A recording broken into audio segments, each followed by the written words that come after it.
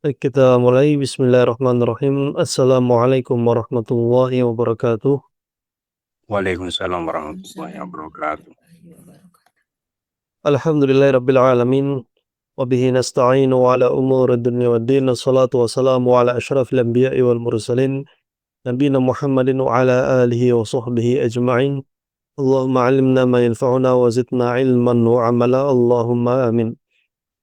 Alhamdulillah, kembali kita bersyukur kepada Allah Subhanahu wa taala atas limpahan rahmat, berkah serta karunia-Nya sehingga pada pagi hari ini kita bisa mempelajari salah satu dari firman Allah Subhanahu wa taala, yaitu surat Al-Bayyinah ya. Baik, di pertemuan yang lalu kita sudah membahas ayat yang pertama, ayat yang kedua, dan juga ayat yang ketiga ya. Dan di pertemuan kali ini insya Allah kita akan bahas beberapa ayat ya. Sepertinya kita bahas beberapa, tidak sampai semuanya, karena tafsirannya cukup panjang ya. Itu ayat yang ketiga ya. Kemarin sudah pekan lalu ya, sudah kita bahas ayat yang pertama, lam yakunil ladzina kafaru min ahlil kitabi wal musyrikin wal fakkina hatta ta'tiyahumul bayyinah.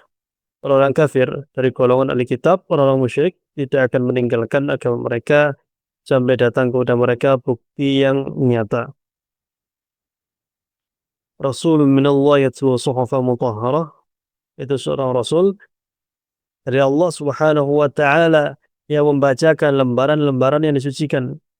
Fiha kutubun qayyimah, dan di dalamnya terdapat tulisan atau ajaran yang lurus.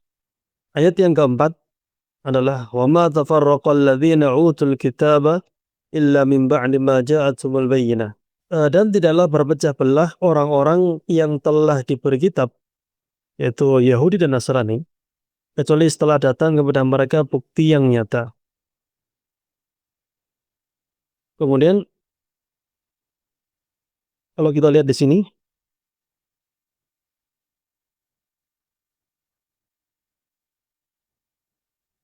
wama dan tidak, tafarraqa berpecah belah, atau ikhtalafa yakhtalifu ikhtilaf ya, itu berselisih. Ittafaqa yattafiqu, yaitu bersatu atau bersepakat. Alladzina, yaitu orang-orang yang diberikan Alkitab, yaitu apa kitab ya.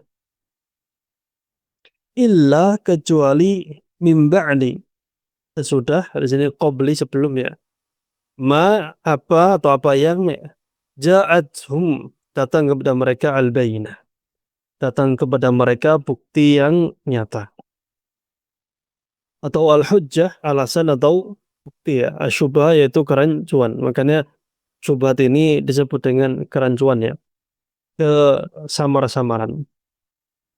Kita lihat tafsiran kata berkatanya. Jadi kalau sebelumnya adalah terjemahannya ya, terjemahan perkataannya. Kalau ini adalah tafsiran kata perkataannya. Itu ayat yang keempat ya. Wama, ya wama ini sangat-sangat sering muncul dalam Al-Quran ya. Wama ma'nafiyatun ghairu amilah. Wama di sini adalah ma'nafiyah, yang dia ghairu amilah, tidak bekerja. Jadi ma itu sebenarnya ada macam-macam ya. Kalau kita lihat terjemahannya ma, atau fungsinya, atau kedudukannya, itu banyak sekali. Ada ma masdariyah, ada ma nafiyah, ada ma zaidah, macam-macam. Dan setiap macam ma itu ada artinya. Adapun di sini singkat cerita dia adalah ma nafiyah, untuk meniadakan. Apa yang ditiadakan ya, atau apa terjemahannya, dan tidaklah kita saya. Tafarraqa, yaitu tafarraqal ladzina utul kitaba ikhtalafu fi amri rasuli baina mu'min wa jahidin. Tafarraqa itu berpecah belah. berpecah belah, tafarraqal ladzi tidaklah dan tidaklah tadi ya, tafarraqa yaitu mereka ini berpecah belah yang orang-orang yang diberikan kitab, yaitu Yahudi dan Nasrani. Berpecah belah dalam hal apa? Dalam hal Nabi Shallallahu Alaihi Wasallam, antara mereka ini mau beriman atau mereka ingkar, kufur, menolak. Karena kalau kita lihat ya, orang-orang Yahudi yang mau beriman itu jumlahnya sangat-sangat sedikit ya, dibanding yang mereka kekeh dengan kesombongannya. Bahwasannya mereka ini tidak mau beriman bukan karena ragu ya, tapi karena apa? Mereka yakin ini hal yang benar, tapi sombong.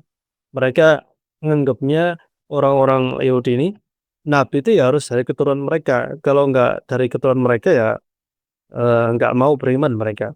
Itu namanya fanatik ya, fanatik rasis dan lain sebagainya ya.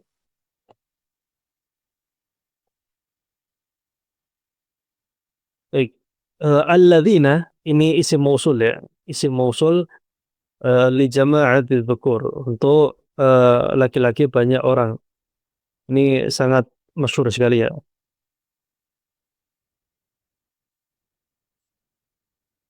Baik, utu di sini, utu adalah atau u'tu di sini diberikan ya. U'tu diberikan al-kitabah yaitu at-Taurat wal Injil. Taurat kepada Nabi Musa ya, Al-Injil kepada Nabi Isa. Illa yaitu adatu hasrin wa yusammal istitsna huna mufarraghan, yaitu adatu hasrin untuk qasar ya, atau hasr. Dua-duanya mirip-mirip, hasr atau qasar, untuk membatasi. Jadi illa itu untuk membatasi dalam bahasa Arab. Jangankan bahasa Arab, bahasa kita, bahasa Indonesia, kalau kita menggunakan kata kecuali itu membatalkan seluruhnya atau sebagian. Misalnya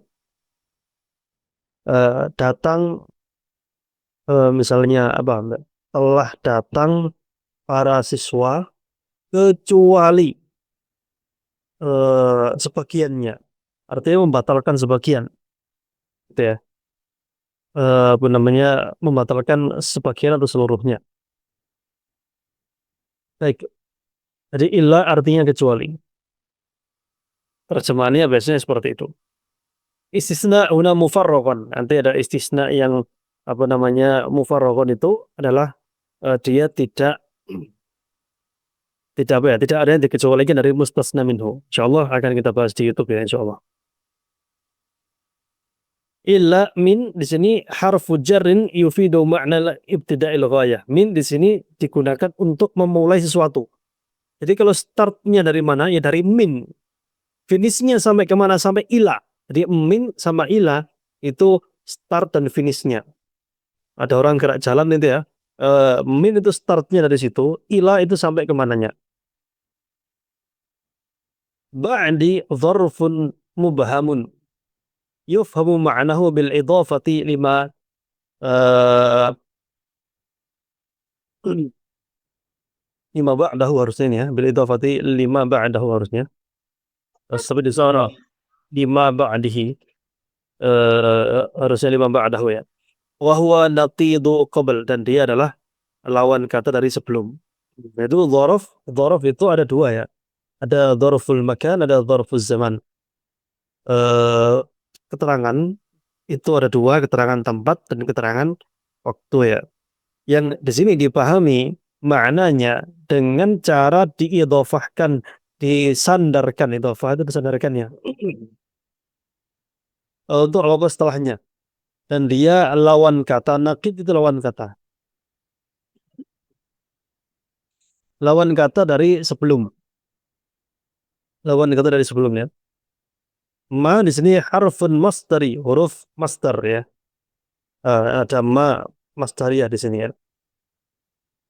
Yu'awwalu ma ba'dahu bimasdar, ini harusnya ma ba'dahu ya. Kok ma ba'dihi, sepertinya dia salah cetak ya. Harusnya ma ba'dahu. Bimasdarin ya. Dengan apa? Dengan masdar.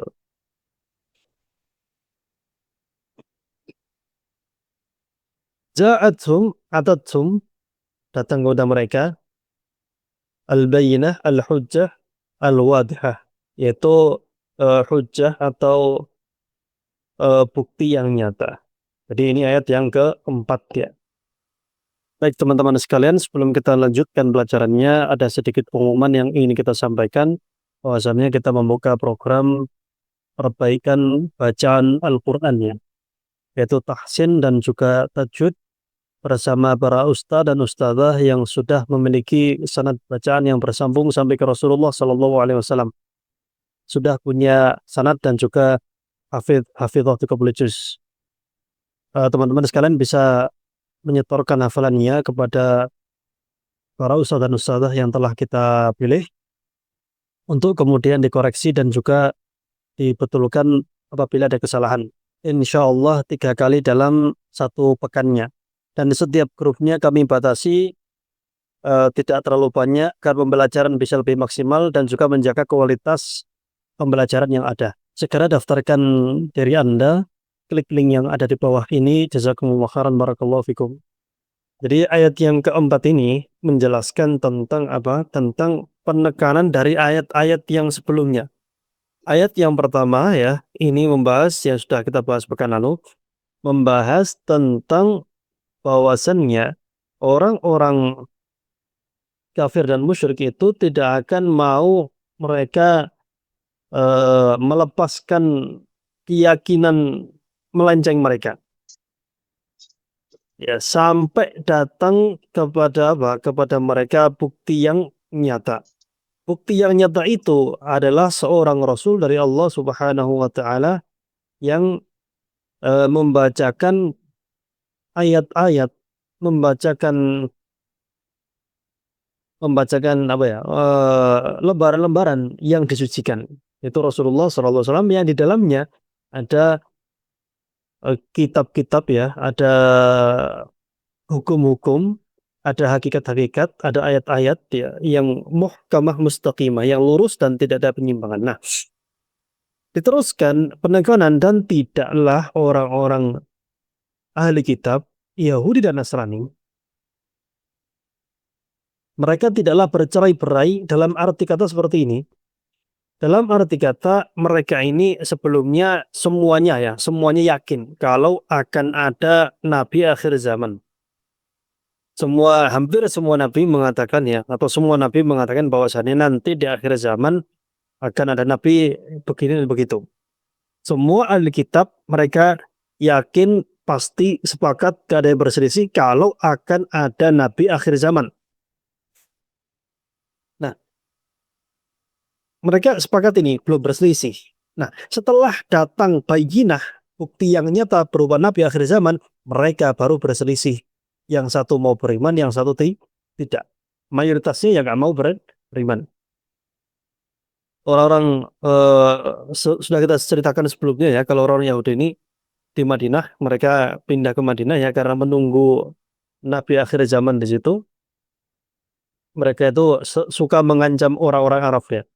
Kalau berselisih bertiga itu mereka mengatakan, awas kalian ya, nanti kalau diutus nabi terakhir buat kami akan perangi kalian, kalahkan kalian, binasakan kalian sebagaimana binasanya kaum Ad, qatalnakum qatla Ad itu. Orang-orang Nasrani bagaimana? Orang Nasrani sebenarnya ketika Heraklius ini raja Romawi itu mendapatkan surat Nabi Shallallahu Alaihi Wasallam. Jadi ada raja Romawi namanya Heraklius. Ini raja yang juga paham tentang agama Nasrani ya.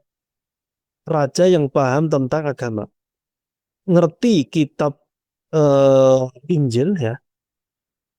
Intinya raja ya, alim juga ya gitu ya, tapi Nasrani. Nah, dia tahu ini bahwasannya nabi akhir zaman ini mau muncul, mau keluar. Tapi ya masih nebak-nebak lah dari mana kira-kira munculnya di mana gitu ya. Sampailah kepadanya surat Nabi Shallallahu Alaihi Wasallam. Datang surat Nabi Shallallahu Alaihi Wasallam ya untuk mengajak apa? Mengajak Heraklius masuk Islam ya. Rasulullah SAW kalau nggak salah suratnya itu seingat saya mengatakan yu'tikallahu ajra maratain. Isinya seperti itu ya. Berislamlah, nanti Allah akan memberi kamu pahala 2 kali. Nah, ketika itu sebenarnya Heraklius ini tertarik, ya tertarik. Ada interest di situ. Wah ini orangnya baik sebenarnya ya. Sebenarnya ada kebaikan sebenarnya masih dikit ya. Tapi dia mikir, wah ini sebenarnya betul-betul nabi, yakin ini nabi. Sebelumnya dia ngundang dulu, ada nggak orang Arab yang ada berdagang di sekitar sini? Jadi tadi setelah dapat surat, mencari ada nggak orang Arab yang sedang berdagang di sekitar kerajaan ini. Kebetulan waktu itu yang sedang berdagang adalah Abu Sufyan. Abu Sufyan dipanggil ke istana, ditanya-tanya, gimana orang ini ngaku jadi nabi, nasabnya bagaimana, apakah dia jujur apa enggak, apakah ditanya semuanya tentang apa namanya pengetahuan si Heraklius ini. Dan jawabannya pun juga sesuai dengan apa yang di kitab Injilnya itu. Abu Sufyan nggak berani bohong, khawatir dipikir apa, dipikir pembohong nantinya. Orang Arab zaman dulu itu, mereka itu sangat anti yang namanya berbohong. Kalau mereka sudah bohong sekali, maka selamanya akan menjadi aib yang besar ya. Lebih parah daripada musibah apapun itu. Mau dibilang jahat, ya monggo. Mau dibilang apa namanya orang bengis ya monggo silahkan ya. Tapi jangan sampai dibilang apa pembohong. Jangan juga sampai dibilang pelit ya. Itu aib yang besar sekali. Nah, dia nggak berani bohong soalnya dia itu pengen bohong. Abu Sufyan itu pengen bohong sebenarnya. Karena ini kan musuhan masihan waktu itu ya. Masih musuhan, tapi nggak berani bohong karena di belakangnya itu ada apa namanya orang-orang Quraisy juga yang ikut mendengarkan gitu ya. Kalau sampai bohong, wah viral nanti gak dipercaya lagi. Terpaksa jujur loh akhirnya. Nah, setelah disebutkan ciri-cirinya, kemudian apa? Dia sang raja membenarkan semuanya. Kalau itu adalah seorang nabi dan dia mengatakan fasaya meliku maudhi aqdamayya hatain. Dia mengatakan kalau memang benar yang kamu ucapkan, maka dia akan memiliki tanah di atas kakiku ini. Artinya Pak, memiliki kerajaanku sebentar lagi. Dan benar memang tidak lama kemudian Romawi ditaklukkan ya. Heraklius kan raja Romawi. Ditaklukkan Syam itu ditaklukkan zaman Khalid bin Walid ya. Kemudian Konstantinopel di zaman Muhammad Al-Fatih. Nah, eh Heraklius bimbang. Ini gimana ini? Saya sih oke gitu ya. Tapi para menteri, para uskup, para rakyat setuju apa enggak gitu. Akhirnya dia mengundang semua pembesar-pembesar itu. Mengundang semua apa pembesar-pembesar, tokoh-tokoh, orang-orang berpengaruh diundang semuanya di dalam suatu ruangan ya. Kemudian pasukannya disuruh jaga ketat gitu. Akhirnya Heraklius bilang apa? Bilang ke orang-orang ini, ayo kalian beriman ini ada nabi akhir zaman. Ayo kalian beriman gitu. Mereka langsung panik luar biasa, siap-siap lari kabur keluar, tapi nggak bisa, soalnya pintu sudah dijaga. Ya, diajak masuk Islam, nggak mau. Mereka siap-siap siap mati demi mempertahankan agamanya gitu. Akhirnya Heraklius sadar kalau mereka nggak akan mau gitu ya. Akhirnya karena khawatir hilang kekuasaan, akhirnya dia nggak jadi masuk Islam karena khawatir kehilangan jabatan. Ya itu ya, salah satu yang membuat orang tidak mendapatkan hidayah adalah lebih cinta jabatannya daripada aturan Allah Subhanahu wa taala. Jadi gitu. Beda dengan Najasyi ya. Najasyi ini beliau apa namanya meskipun tidak bisa mengislamkan kerajaannya waktu itu ya, tapi beliau ini mengungkapkan kalau beliau beriman ya.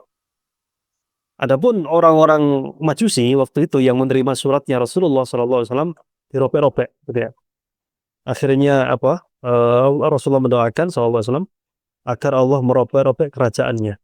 Ya sudah akhirnya beberapa hari kemudian dia ditusuk ditikam oleh anaknya sendiri.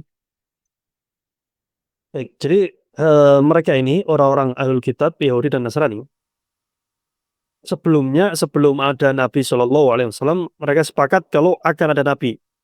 Nabi akhir zaman sudah dekat waktunya, ciri-cirinya ini. Sepakat mereka kalau itu Nabi. Oleh karena itu tidaklah mereka berselisih ya, mereka tidak berselisih sebelumnya. Kecuali setelah apa? Datang kepada mereka bukti yang nyata ini berupa realisasi terutusnya Nabi. Baru mereka berselisih. Wah ini ya, perselisihannya pun sebenarnya motifnya macam-macam ya. Bukan karena keraguan, tapi karena kebanyakan kesombongan dan fanatik ya, fanatik terhadap ras ya, suku dan lain sebagainya. Dan karena mungkin bertentangan dengan ajaran nenek moyang mereka ya. Baik, seperti itu. Kemudian ayat yang selanjutnya.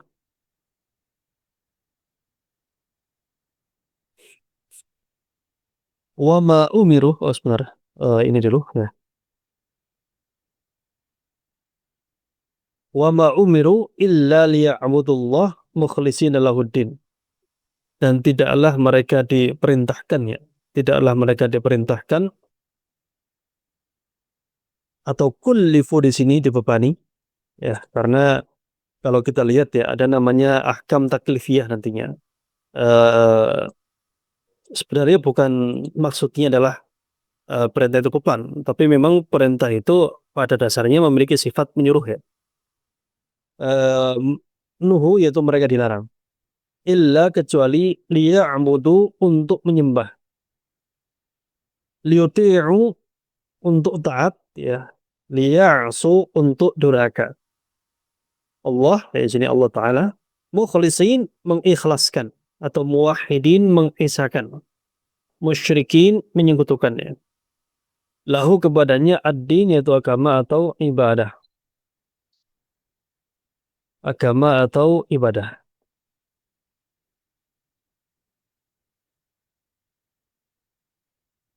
Baik, ayat yang ke-5. Wama di sini manafiyah ya. Manafiyah ghairu amilah sama kayak yang tadi. Umiru itu kullifu. Ya, makanya ada istilah mukallaf. Mukallaf itu bukan muallaf ya. Kalau muallaf itu yang dilembutkan hatinya. Ya, muallaf ya, orang yang dilembutkan hatinya. Muallaf, kalau mukallaf pakai kaf ya. Mukallaf itu yang dikenai beban syariat ya. Yang dikenai beban syariat syaratnya dua ya, balik dan juga berakal. Orang balik dengan segala ciri-ciri dan tanda-tandanya, kemudian berakal ya, berakal itu sebagaimana alhamdulillah kita semua berakal di sini ya. Kemudian ada namanya mukallaf atau taklif gitu ya. Illa ini sama dengan yang tadi ya, ada tuh hasrin untuk membatasi, mengeluarkan sebagian gitu ya.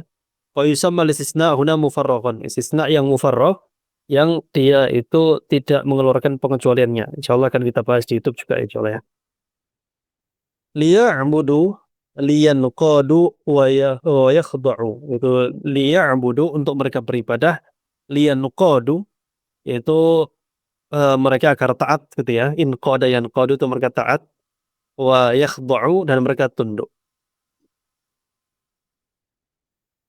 Allah di sini ismun lidzat ini sudah kita bahas sebelumnya ya, di sebelumnya sudah ada ya, ismun lidzatil aliyah al-mutafarridati bil uluhiyatil wajibatil wujud al-ma'budati bihaqqin wa huwa lafzul jalalah al-jami' li ma'ani sifatillahi al-kamilah. Itu di sini lafzul jalalah Allah Subhanahu wa taala, nama Allah yang paling agung ya, nama Allah yang paling khusus ya. Kemudian mukhlisin, al-mukhlisin itu dinahum lillah. Itu mengikhlaskan agama mereka untuk Allah Subhanahu wa taala. Wa mahhasu dinahum manaquh, memurnikan, menjernihkan agama mereka. Falam tushbihu syaibatun. Falam tushbihu syaibatun min syirkin aw riya, dan tidak terkontaminasi, tidak terkotori, tidak ternodai, tercoreng oleh kesyirikan atau riya. Ya, karena riya itu sebenarnya adalah bagian dari syirik kecil ya. Orang melakukan ibadah karena minta validasi. Ya zaman sekarang karena zamannya validasi katanya. Ada orang itu ya melakukan sesuatu itu demi terlihat oke ya di mata orang lain, demi mendapatkan validasi orang lain. Padahal sebenarnya sejatinya ya, kalau boleh jujur ya, pengakuan manusia, pujian mereka itu tidaklah berharga sebenarnya ya. Ya memang terkadang ada orang menikmati ya, tapi manusia itu cepat sekali lupa ya. Sebesar apapun jasa kita ya, pasti kalau meninggal ya dilupakan. Orang ya misalnya orang meninggal ya, kemudian ya memang hari pertama, hari kedua keluarganya bergabung menangisi gitu ya. Coba misalnya ada seorang laki-laki yang meninggal, ya atau seorang perempuan yang meninggal, salah ya. Ada orang meninggal.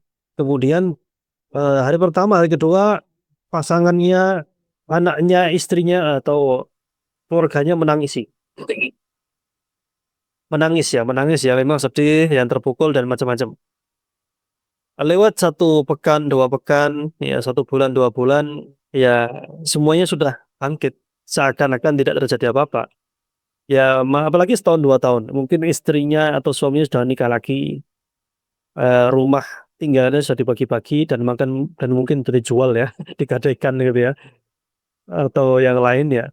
Anak-anaknya ya sudah mungkin diasuh oleh orang tua yang lain gitu ya. Jadi terlupakan, manusia itu gampang terlupakan. Jadi semanis apapun pujian manusia kepada kita ya akan terlupakan, akan apa, terhilangkan oleh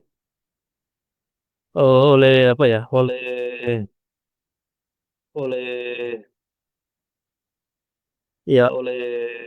waktu ya, oleh waktu. Waktu itu menghapuskan segalanya.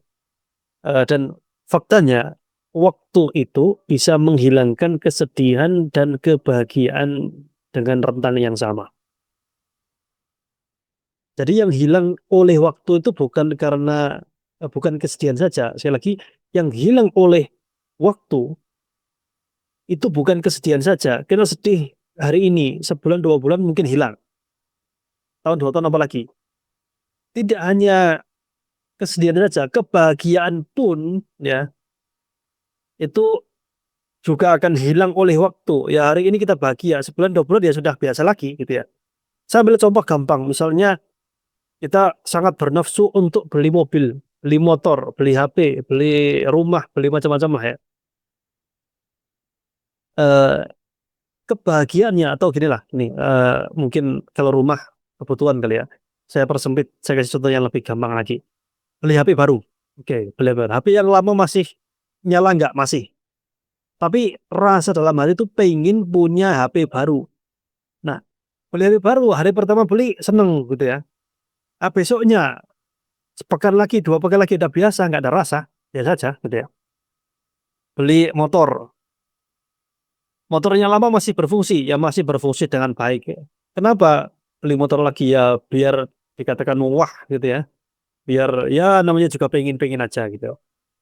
Ya seneng sehari, 2 hari seneng ya, sepekan 2 pekan ya sudah hambar nggak ada rasa. Nah, memang seperti itulah kehidupan dunia. Makanya sering kalau orang bilang ke saya dia susah menghafal ya misalnya. Orang ada yang susah untuk menghafal. Pelajar mungkin santri atau siswa atau mahasiswa atau yang lainnya, dia susah untuk menghafal, sulit menghafal, gampang lupa. Memang ciri-ciri orang, bukan ciri-ciri ya, jenis macam-macam orang itu ada yang gampang hafal, lupa, sulit lupanya gitu ya. Baca sekali 2 kali hafal, awet hafalannya. Ada yang sulit menghafal, gampang lupa, ada yang seperti itu. Saya bilang kepada orang-orang yang atau siswa-siswa yang atau santri-santri yang sulit untuk menghafal ya, wahai para santri, jangan kalian iri dengan orang-orang yang hafalannya kuat. Kenapa? Karena mereka lebih susah melupakan kesedihan. Jadi jangan pernah iri kepada orang-orang yang hafalannya kuat, karena mereka juga susah melupakan kesedihan ya. Ya, Jadi seperti itu ya. Saya nggak tahu yang lebih kuat hafalannya itu suami apa istri ya, yang lebih hafal sejarah ya, lebih ingat sejarah, atau biasanya mungkin istri ya, perempuan, lebih apa namanya, lebih ingat sejarah gitu ya, "Lah kemarin katanya gini," gitulah pokoknya. Ya terkadang suami juga ya, sama aja lah ya. Nah, tapi intinya apa, hafalan lemah atau hafalan kuat itu ada kelebihannya masing-masing ya. Hafalan lemah itu kelebihannya ya mungkin dia cenderung ya, barangkali lebih mudah melupakan kesedihannya atau kesalahan orang lain gitu ya, nggak diinget-inget, "Lah, dulu loh kamu pernah gini gini gini," itu hafalannya kuat berarti. Kayak seperti itu ya. Baik, jadi, di sini mukhlisin ya, orang-orang yang ikhlas, ikhlas ini, teman-teman sekalian, letaknya dalam hati ya, bukan letaknya itu di ranah fisik ya, bukan letaknya di ranah fisik. Kenapa? Jadi seperti ini, terkadang ada orang yang, eee guru misalnya, guru mengajar di sekolah gitu ya, tentunya, guru mendapatkan, eee, apa namanya, ya isyarah lah ya, atau gaji lah, istilahnya seperti itu. Apakah si guru tidak ikhlas, maka ini tidak ada hubungannya sama sekali, tidak ada kaitannya. Ikhlas nggak ikhlas itu dalam hati, bukan ada di gaji, bukan. Karena kenapa? Karena contoh dokter juga misalnya ya, atau dokter atau yang semacamnya, ini ya niatnya menolong orang, ya menolong orang, kemudian, apakah dapat, bayarannya? Ya pasti dapat. Karena kenapa? Karena ikhlas tidak ikhlas itu nggak ada hubungannya dengan apa, dengan dzohir, tapi hubungannya murni hanya Allah yang tahu dan kita, ya. Jadi tidak ada hubungan, dengan itu semuanya ya. Karena, bayangkan kalau misalnya ada seorang guru ya, dia mengajar di satu sekolahan, kemudian dia berangkat biaya sendiri, pakai motor sendiri, persembahkan waktunya, ya memberikan waktunya, tenaganya dari pagi sampai sore, terus dibayar dengan terima kasih gitu ya, dengan jazakallahu khairan. Yaitu, ya sekolah, pihak sekolah tentunya menzalimi sang guru gitu ya. Jadi, ikhlas di sini letaknya dalam hati, letaknya itu dalam sanubari. Dan kita nggak bisa menilai seseorang ikhlas tidaknya itu dengan tampilan zahirnya ya, dengan tampilan apa, zahirnya. Eee, tapi memang ya, memang ada sebagian amalan-amalan yang memang baiknya disembunyikan. Tapi ada sebagian amalan yang nggak bisa disembunyikan. Contoh misalnya amalan yang baiknya disembunyikan, sholat tahajud, itu baiknya ya orang nggak perlu tahu gitu ya. Ada orang pagi-pagi itu pura-pura ngantuk, "Loh kenapa ngantuk Mas?" "Iya tadi malam 100 rakaat tahajudnya." Wah itu kan pamer ya.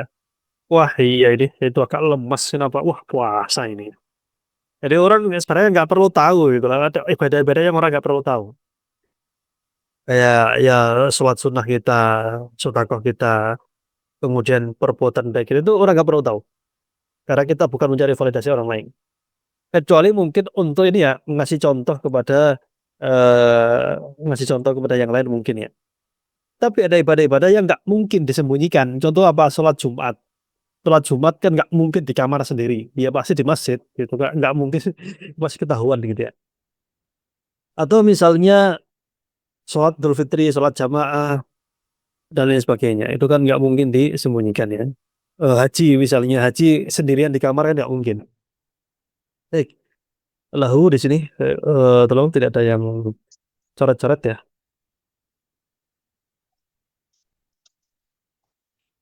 Baik, lahu di sini adalah lam harfu jarrin yufidul ikhtisas, yaitu apa, huruf jar yang memberikan suatu kekhususan ya. Ad-din yaitu asy-syari'ah wa ta'ah wal inqiyad wal ibadah. Ad-din di sini maksudnya ya memang seringkali kita terjemahkan agama. Jangan salah baca ya, jangan baca ad-dain. Kalau ad-dain itu utang. Kalau din di sini adalah syariat ya, wa ta'ah dan ketaatan, wal inqiyad dan juga nurut ya, patuh, wal ibadah dan juga ibadah. Jadi kita diperintahkan untuk mengkhususkan segala jenis ketaatan ibadah kepada Allah Subhanahu wa taala.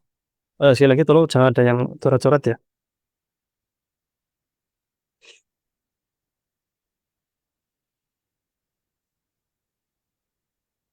Baik. Jadi ayat yang ke-5 ini ya, setelah tadi bahwasannya dibahas ahlul kitab ini berpecah belah ya. Mereka ini berpecah belah sebelumnya sepakat kalau ada nabi. Setelah dimunculkan nabinya, mereka berpecah belah. Padahal seakan-akan ayat yang ke-5 ini ya, padahal mereka itu loh nggak diperintah kecuali beribadah kepada Allah saja. Sudah jangan bersekutu dengan yang lain. Sudah kita jelaskan sebelumnya bahwasannya orang musyrik itu mereka yang menyembah Allah ya, tapi juga nyembah yang lain. Orang kafir itu mereka tidak nyembah Allah sama sekali.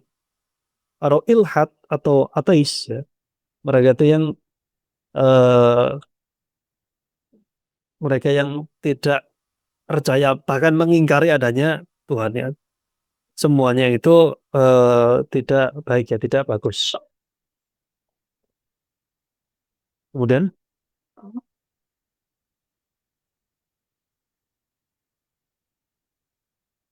ayat yang ke belum selesai. Belum.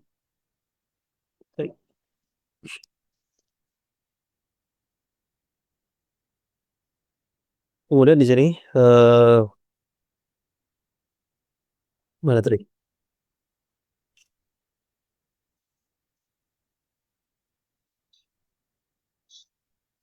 Ya, belum selesai ya. Hunafa.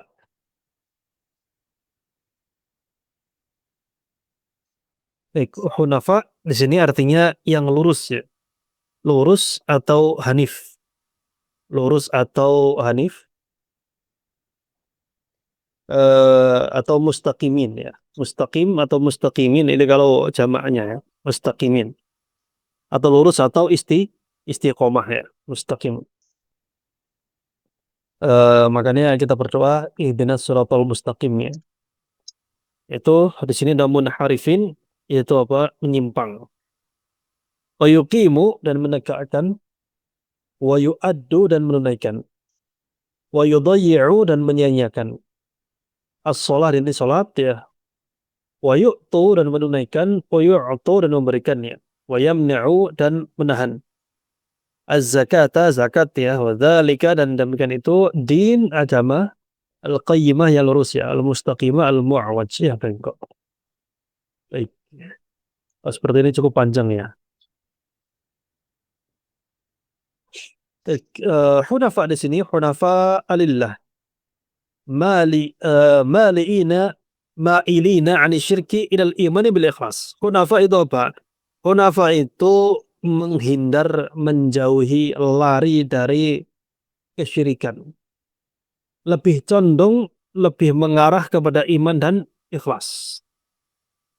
Ini hunafa atau hanif ya, itu lebih condong kepada iman dan ikhlas. Menghindari atau menjauhi namanya kesyirikan. Itu hunafa ya. Wa yuqimu di sini yuqimus shalah mendirikan shalah wa yu'adduha kamilatan fi awqatihal masyru'ah itu mereka ini menunaikan salat dengan waktunya yang sempurna.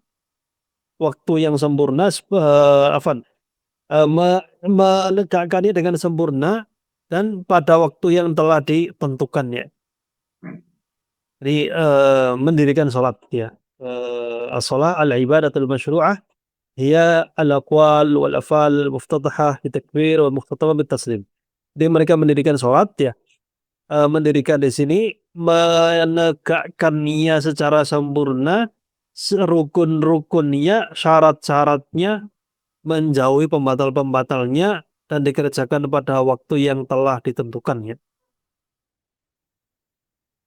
Salat di sini adalah ibadah yang disyariatkan dan dia terdiri dari perkataan ucapan-ucapan, perbuatan-perbuatan yang dimulai dari takbir dan diakhiri dengan salam.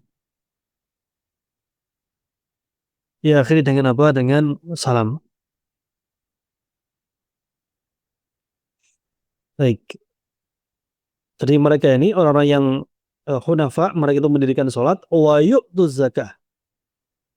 Ita'uz zakah yaitu mereka memberikan apa? Memberikan zakatnya, ikhrajuha limustahiqiha, mengeluarkannya untuk orang-orang yang berhak. Hasaba nisabiha syar'i fi waqtiha syar'i. Yaitu mereka ini mengeluarkannya sesuai dengan nisabnya dan sesuai dengan waktunya. Ya, nisabnya tergantung ya, zakatnya zakat apa, waktunya berapa tergantung ya. Kemudian az-zakat di sini az-zakah ya qadrun minal mal wajibun syar'an lil fuqara. Itu zakat bagian tertentu dari harta yang wajib secara syar'i untuk eh, apa namanya, orang diberikan kepada orang-orang miskin ya. Dzalika ismu isyaratin lil mufrad al mudzakkar al ba'id yukhatabu bihi al mufrad al mudzakkar. Dzalika itu ya itu gitu ya, isim isyarah. Kemudian dinul qayyimah di sini adalah syariatul millah al mustaqimah wa hiya al hanifiyah al Islam. Itu agama yang lurus, syariat yang siratal mustaqim gitu ya, syariat atau agama yang lurus, yang dia merupakan hanifiyah, yaitu apa, agama Islam. Al-Qayyimah ini roji' tafsir fi syadr sabiq. Itu kembali sudah dijelaskan di tafsir sebelumnya ya, Al-Qayyimah tadi. Ini fiha kutub qayyimah di sini ya. Muhkamatun mustaqimatun la iwaja fiha. Yaitu apa? Lurus, tidak ada yang tidak ada kecondongan, tidak ada penyelewengan. Ini ya sama qayyimah di sini. Baik. Jadi ayat yang kelima ini menjelaskan bahwasannya orang-orang ini ya, orang-orang mereka ini tidaklah diperintah kecuali hanya untuk mengikhlaskan ibadah hanya kepada Allah Subhanahu wa taala. Yang salah satu contohnya di sini adalah mendirikan sholat ya. Mendirikan sholat ini tidak sembarangan mendirikan sholat ya. Karena kita tahu dalam Al-Qur'an disebutkan fawailul lil musallin. Ini ayatnya jangan dipotong sampai sini, bahaya. Maka celakalah orang-orang yang sholat. Kalau kita berhenti sampai sini, bahaya. Ternyata bukan sekedar hanya orang sholat saja, tapi orang-orang yang lalai dari sholatnya. Alladzina hum an sholatihim sahun ya. Orang-orang yang mereka itu lalai dari sholatnya. Mengakhirkan sampai keluar waktunya. Tidak memenuhi syarat rukunnya. Bermudah-mudahan dalam pelanggaran di dalamnya misalnya. Dan mereka pun mengerjakan ini apa? Yuraun, mereka itu riya. Sholat demi jaga image. Kenapa? Mau nyalek misalnya. Mau ketemu calon mertua misalnya. Biar dianggap soleh. Ya validasi sekali lagi. Jadi mereka ini sholatnya bukan sholat yang sembarangan sholat ya. Sholat yang benar-benar berkualitas ya. Sholat yang benar-benar berkualitas. Sholat yang benar-benar menjalankan satu persatu syarat rukunnya. Kemudian dipahami. Dan mungkin banyak orang bertanya kenapa sholatnya tidak bisa khusyuk ya. Ini ada dua faktor sebenarnya. Dua faktor. Faktor kita anggap teknis dan non teknis. Faktor teknis kita adalah mempersiapkan hal-hal yang berkaitan dengan fisik ya. Termasuk apa? Misalnya tempat ibadahnya nyaman ya. Tempat sholatnya nyaman, pakaian kita nyaman, kita sudah mandi, kita dalam kondisi prima dan sebagainya gitu ya. Kemudian juga eh, kita memahami tentang eh, bacaan sholat yang kita baca. Itu juga kita harus pahami ya, dan kita sudah bikinkan programnya juga ya. Kemudian setelah itu ya kita berusaha untuk menghayati itu. Itu faktor teknis yang bisa kita usahakan secara fisik. Ya tadi ya, pemahaman bacaan, kemudian kondisi sholat yang nyaman. Tidak terburu-buru datang awal waktu. Faktor yang kedua adalah faktor non teknis. Ini yang lebih sulit. Yaitu apa? Yaitu pengagungan kita kepada Allah Subhanahu wa taala di luar salat. Bagaimana kita menjaga perintahnya, menjauhi larangannya di luar salat. Itulah yang memberikan kita kemudahan untuk menggapai khusyuk dalam salat. Kalau di luar salat masih banyak perintah Allah yang kita langgar, banyak larangan-larangan Allah yang masih kita kerjakan, itu akan hampir mustahil, sangat-sangat sulit untuk mendapatkan khusyuk dalam sholat. Orang habis nyuri sholat, apakah sholatnya khusyuk? Ya enggak. Orang habis korupsi, apakah sholatnya khusyuk? Ya enggak. Atau gampangnya inilah, misalnya entah suami atau istri ya, habis marah sama istri atau suaminya, marah-marah gak jelas ya, ketika sholat, sholatnya masih gak khusyuk ya, atau habis apalah ya suatu dosa jika dikerjakan kemudian kita sholat kita nggak akan khusyuk ya karena kepikiran terus, pikiran melayang ya. Jadi untuk mengusahakan itu kita menjaga batasan batasan Allah Subhanahu wa taala, kita menjaga larangan-larangan Allah Subhanahu wa taala, kita menjaga ketaatan kita di luar sholat, sehingga dengan itu semuanya Allah memberikan kita semuanya rezeki berupa sholat khusyuk ya. Kemudian itu adalah mendirikan sholat, karena sholat ini yang pertama kali dihisab oleh Allah Subhanahu wa taala.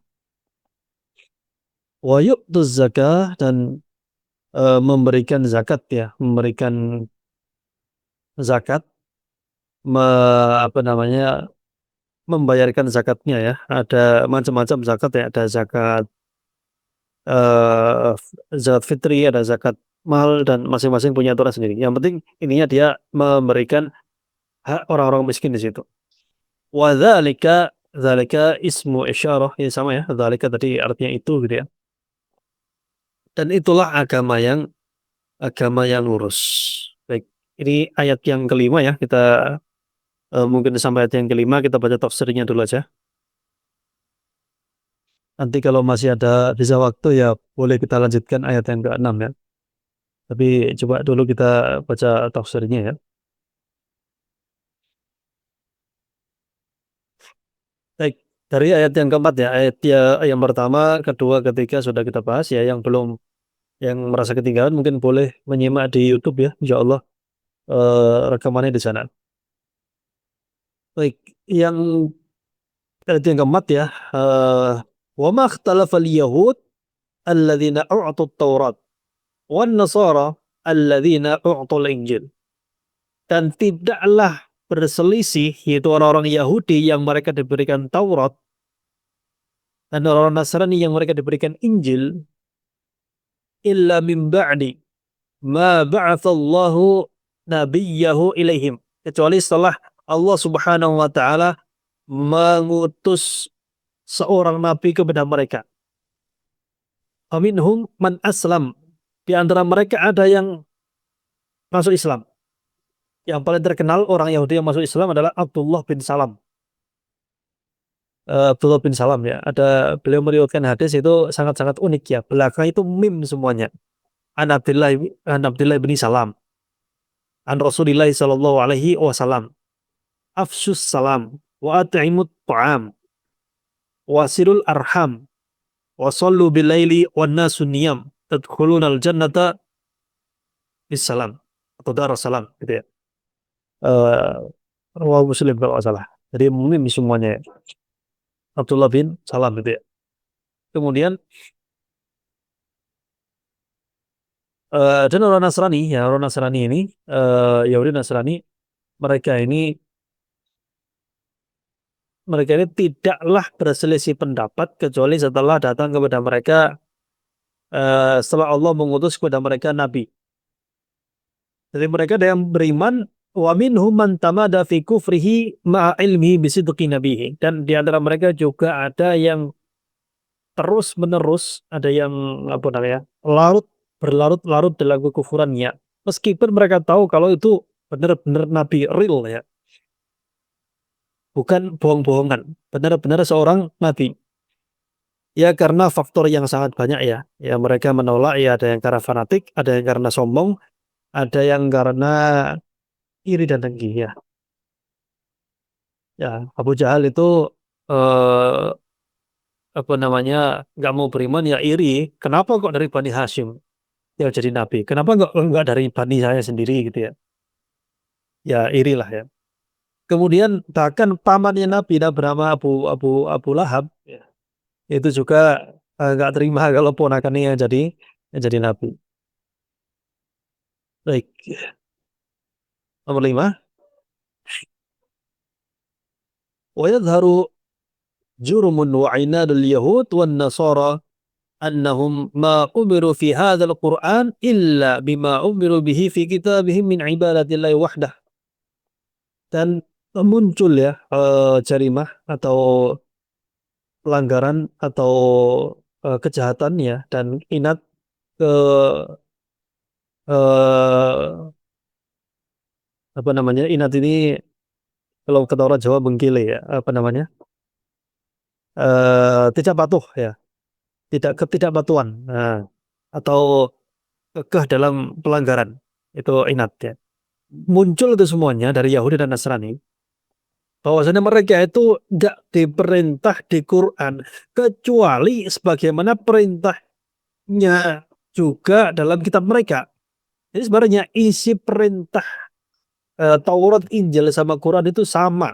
Hakikatnya adalah mentauhidkan Allah Subhanahu wa taala. Hakikatnya sama. Cuma memang nabinya yang berbeda karena Allah mengutus nabi tidak cuma satu. Hakikatnya sama, hanya saja nabinya yang beda. Itulah yang menguji mereka. Mereka diuji di tes. Yang nyuruh siapa? Allah Subhanahu wa taala. Perantaranya nabinya siapa? Oh, beda di nabinya ini. Itu tes, itu ujian. Apakah mereka tetap mau patuh kepada Allah meskipun yang dari nabi bukan termasuk dari golongan mereka, tapi golongan suku yang lain. Apakah mereka masih mau taat dan patuh? Ini tes dan ujian buat mereka. Jadi sekali lagi perintah dalam Al-Quran untuk pemeluk agama Islam ini sama dengan perintah yang ada di kitab-kitab terdahulu ya. Hanya saja yang beda apa beberapa bagian sama nabinya beda ya. Sama beberapa cabang-cabang syariatnya beda. Mereka tidak diperintahkan kecuali ibadah kepada Allah Subhanahu wa taala hanya kepadanya satu-satunya wa mujanabatus syirk ya dan mereka menjauhi kesyirikan. Wa iqamatis shalah dan mereka mendirikan salat. Wa i'taiz zakah dan mereka itu me, membayar zakatnya. Fama umiru bihi huwa dinul mustaqim yang diperintahkan kepada mereka ini adalah agama yang lurus alladzi la i'ujaja fi yang tidak ada ke apa namanya kemiringan di dalamnya ya. Baik, jadi seperti itu. Kita bahas sedikit ya min fawaidil ayat.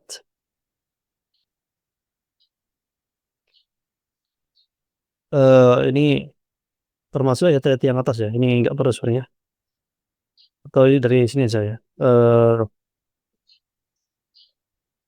Oh, fadilahnya bukan di sini. Ini untuk ayat sebelumnya. Nah, jadi kurang lebih seperti itu ya. Ayat yang ke berapa ini? Keempat sama ayat yang kelima. Jadi kesimpulannya ayat yang keempat ini eh, ayat yang keempat menjelaskan bahwasannya mereka ahli kitab itu dulunya sepakat kalau ada nabi. Pas muncul nabinya betulan mereka ayal-ayalan itu apa ya? Ayal-ayalan itu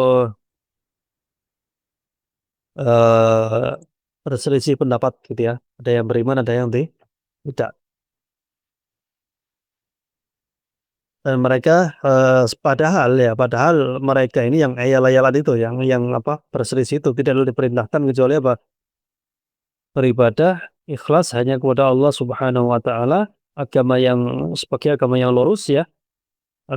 Mereka ini juga diperintahkan mendirikan sholat, membayar zakat ya, dan itulah agama yang lurus ya.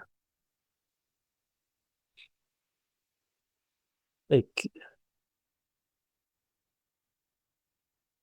Sebelum kita akhiri, ada yang mau ditanyakan? Satu ya, barangkali mau ada yang bertanya. Ya Ustadz, tanya Ustadz, di ayat 3 Ustadz, untuk kata tafarroko ya. Di situ tadi disebutkan fi'il madhi. Itu kata dasarnya dengan faroko. Kemudian fungsi taknya itu sebagai apa Ustadz? Yuk.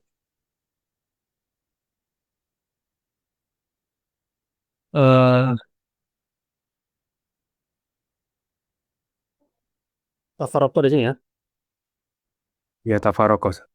Tafaroko di sini dia wazannya adalah tafa'ala ya tafa'alu. Taknya di sini bukan tak asli tapi tak tambahan. Jadi ini bukan muannas ya, bukan muannas. Kalau ini eh, fiilnya fiil madhi ya. Kalau fiil mudhari'nya iya tafarraku, kalau mau dimuannaskan tatafarraku. Taknya di sini tak yang tambahan ya. Mazid ya, tak tambahan. Dan namanya mujarrad dan mazid. Taknya di sini tambahannya. Kalau farraqo saja, farraqo itu artinya mencerai-beraikan, memisah-misahkan ya, mengkocar-kacirkan. Kalau tak di sini artinya terkocar-kacir. Jadi ada tambahan tak di sini fungsinya untuk menambah makna. Jadi kalau farraqo itu mengocar-kacirkan, kita yang membuat eh, yang lain kocar-kacir. Tapi kalau tafarraqo kitanya yang kocar-kacir, memberikan tambahan makna. Jadi seperti itu. Ini film nanti ya. Saling memisah itu Mas. Kalau tafarraqo Tafarroko. jadi gini, kalau farraqo itu kita yang me, apa ya, cerai-berai. Yang memisah. Satu kalau Ya. tafarraqo ya, itu kitanya yang eh, bercerai-berai gitu ya. Orangnya. Sama deh kayak gini. Khoroja itu orangnya yang keluar. Akhroja itu orangnya mengeluarkan. Jadi keluar sama mengeluarkan. Masuk dakhola. Ada khola itu memasukkan gitu. Lalu seperti itu. Tafarraqo itu pelakunya dia sendiri. Tapi kalau farraqo dia melakukannya untuk orang lain. Lalu seperti itu ya. Ya Ustadz ya.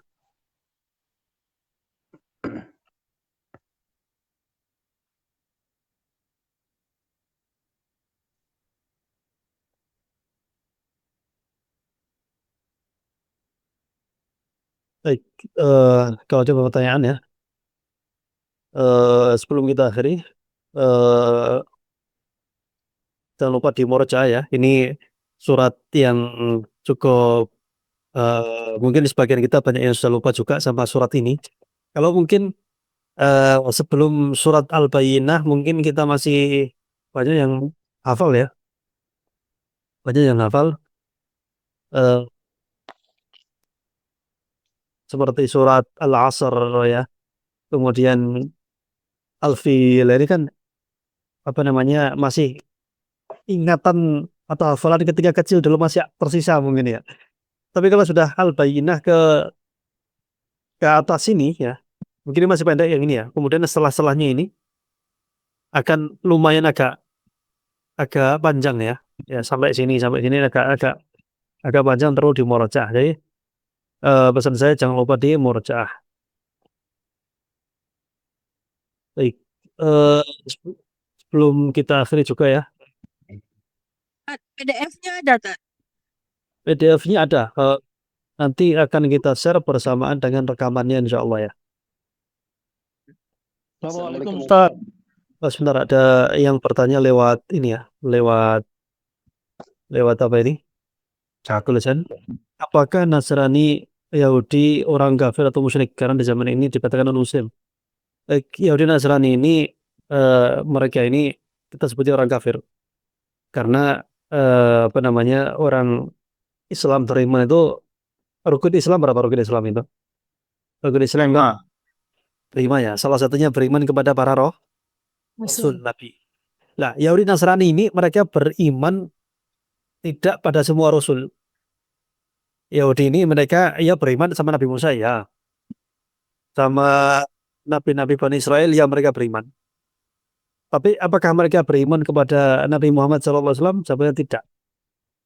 Jadi mereka membatalkan rukun Islam yang keberapa? Yang ke yang beriman kepada Nabi itu ya. Rukun iman. Yang Rukun iman, Ustaz. Rukun iman. Empat. Ya, rukun iman yang 6 itu ya, Afan. Iya. Kurang fokus tadi. Jadi mereka itu Iman kepada membatalkan qadar rukun qadar. iman yang beriman kepada siapa? Kepada Nabi. Beriman kepada Nabi tidak boleh pilih-pilih. Saya beriman pada Nabi ini saja. Yang itu saya nggak mau beriman, itu nggak boleh. Tapi beriman itu harus semua Nabi harus diimani. Nah, orang Yahudi Nasrani mereka ini tidak tidak totalitas ya, hanya pilih-pilih ya. Pilih-pilih Nabi yang mau beriman. Pilih-pilih. Tidak mau totalitas dalam beriman. Padahal kalau kita mau beriman kepada Nabi, ya tadi apa yang salah rukun iman ya, kurang fokus ya. Kalau mau beriman ya harus totalitas semuanya gitu ya. Jadi kan Yahudi Nasrani mereka yang nggak beriman kepada Nabi SAW ya mereka kafir ya. Nah, satu lagi. Assalamualaikum Ustaz. Assalamualaikum Ustaz. Sama kitab juga ya Ustaz. Yang mana ini? Assalamualaikum Ustaz. Silakan yang mana duluan? Ya Pak Diansa Pak Ustaz. Ya silakan. Ya Puan, ini mohon maaf. Assalamualaikum warahmatullahi wabarakatuh. Waduh mohon maaf saya lama banget nggak mengikuti pengajian Pak Ustadz ini. Pertama yang pagi ini. Kalau yang malam ya alhamdulillah saya alhamdulillah kita pagi ini cukup ini mendapatkan tafsir ya dari surah Al-Bayyinah ini. Saya sangat apresiasi sekali dengan apa yang disampaikan Pak Ustadz ini. Nah hanya sekedar masukan Pak Ustadz tentang beberapa surah yang akan kita bahas ini termasuk surah Al-Bayyinah ini. Mohon nanti selain tafsir itu juga disampaikan tentang asbabun nuzulnya Pak Ustadz. Karena ada ayat-ayat yang memang itu ada peristiwa-peristiwa yang memang terkait dengan turunnya ayat itu. Asbabun nuzulnya juga ya di samping tafsir. Juga keutamaan daripada ayat ini juga. Al-Bayyinah juga ada keutamaan hadis-hadis dari beberapa hadis Nabi ya tentang ayat ini. Nah itu saja Pak Ustadz. Mudah-mudahan daripada masukan saya ini bisa bermanfaat bagi kita semua. Wassalamualaikum warahmatullahi wabarakatuh. Waalaikumsalam warahmatullahi wabarakatuh. Jazakumullah khairan wabarakatuh. Itu bukan kami pertimbangkan insyaallah ya. Karena sebenarnya waktunya terbatas ya. Yang lain ada? Assalamualaikum Ustaz. Waalaikumsalam. Ustaz, boleh tanya Ustaz. Siapakah ahli kitab itu Ustaz? Dan apakah sekarang ahli kitab itu masih ada? Mohon penjelasan. Ahli kitab ya. Istilah ahli kitab ini adalah istilah yang merujuk kepada orang-orang yang diberikan kitab sebelum agama kita. Ya. Sebelum agama kita ini sudah ada agama yang Allah turunkan kitab untuk mereka-mereka ini. Dan sekali lagi, sebelum agama kita Rasulullah lahirkan Masehinya berapa itu? 501 Masehi kalau nggak salah ya. Sekitar berapa itu? 53 tahun sebelum Hijriah Rasulullah lahir sallallahu alaihi wasallam. Rasulullah jadi nabi itu 13 tahun sebelum Hijriah ya. Jadi nabi. Nah, sebelum agama Islam ada, itu sudah ada agama-agama yang lain yang itu merupakan agama samawi. Agama yang turun dari langit, maksudnya adalah yang Allah turunkan kepada mereka kitab. Yang paling sering di sini adalah istilah ini lebih mengerucut kepada orang-orang Yahudi dan Nasrani. Di ahlul kitab ini orang yang diberikan kitab, maksudnya itu ya, tapi tafsirannya adalah orang-orang Yahudi dan Nasrani yang mereka diberikan kitab wahyu dari langit ya, oleh perantara juga malaikat Jibril kepada nabinya masing-masing. Kepada apa? Nabinya masing-masing. Baik, jadi gitu ya, Yahudi dan Nasrani. Apakah sekarang masih ada? Masih ya, masih. Ahli kitab ini ya mereka jika orang yang apa namanya masih beragama Nasrani, beragama Yahudi, mereka yang masih apa namanya nyembah Allah ya, ya mereka masih disebut dengan apa? Ahlul kitab ya. Jadi masih ada apa? Masih ya. Mereka ya Yahudi Nasrani itu ya ahlul kitab ya. Seperti itu. Baik, sampai sini dulu ya. Dan sebelum kita akhiri pengumuman buat teman-teman sekalian, kita mengadakan program perbaikan bacaan Al-Quran ya, tahsin apa namanya tahsin dan tajwid ya. Dalam satu grup insya Allah tidak banyak-banyak, 10-15 orang saja ya, bersama para pengajar kami yang alhamdulillah sudah bersanad ya, memiliki sanad bacaan yang menyambung bersambung sampai ke Rasulullah SAW. Bagi yang ingin bergabung, insya Allah 3 kali dalam satu pekannya ya, silakan hubungi nomor admin ya. Insya Allah akan diarahkan untuk pendaftaran. Baik, demikian. Jazakumullah khairan, barakallahu fikum. Kita cari ya. Kelasnya malam semua ya, Ustaz? Iya, malam semuanya. Untuk saat ini masih malam semua ya. Kalau untuk pagi siang masih belum ya, karena rata-rata malam bisanya ya, rata-rata itu. Assalamualaikum Ustaz. Itu malamnya jam berapa Ustaz? Malamnya itu coba tanya admin ya. Kalau tidak salah itu pastinya habis Isya, pastinya ya. Jam 7:30 atau jam 8. Ya Ustaz, kalau di tempat saya itu isanya itu jam 8 kurang Ustaz. Jadi kalau jam 7:30 saya ketinggalan itu Ustaz. Saya pengen ikut itu Ustaz. Ya sekitar jam 8 lah. Jam 8 kayaknya kalau datang. Nah, kalau ini kan koleksi bacaan satu persatu ya. Jadi Iya. tidak harus datang di awal waktu sebenarnya, karena mungkin sholat dulu gak apa-apa, karena mungkin nanti kalau datang terakhiran juga bisa apa namanya baca di tengah-tengah, di akhir-akhir gitu bisa insya Allah ya. Insya Allah sekitar jam 8 lah ya. Nanti silakan ditanyakan ke admin saja ya. Ya Dr. ya, maka share link tadi ya. Baik, insya Allah ayat yang selanjutnya akan kita bahas ya, ayat yang ke-6 dan selanjutnya akan kita bahas di pertemuan yang akan datang ya. Subhanakallahumma rabbana bihamdika asyhadu an la ilaha illa anta astaghfiruka wa atubu ilaik. Assalamualaikum warahmatullahi wabarakatuh. Waalaikumsalam.